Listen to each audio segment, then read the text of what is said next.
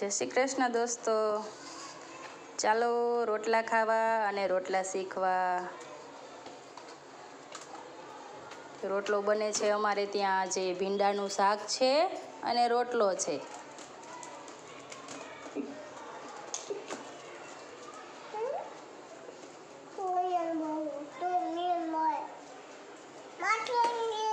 તમે શું કહેશો રોટલા વિશે મમ્મીજી? શું કેવું છે તમારે બધા મિત્રોને? બોલો.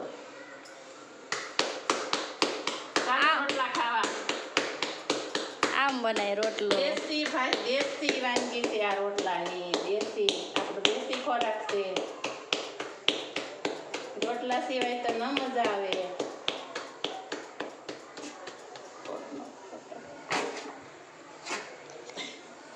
આ ગયો રોટલો તાવડીમાં અને એક રોટલો અમારે રેડી થઈ ગયો છે.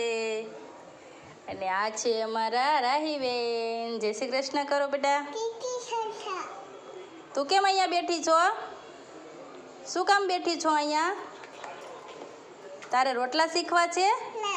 તો રોટલા જોવા છે બા બનાવે? બા કેમ બનાવે રોટલા?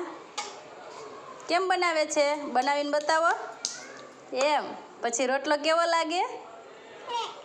આમ જો રોટલો કેવો લાગે? બનાવો બનાવો જો.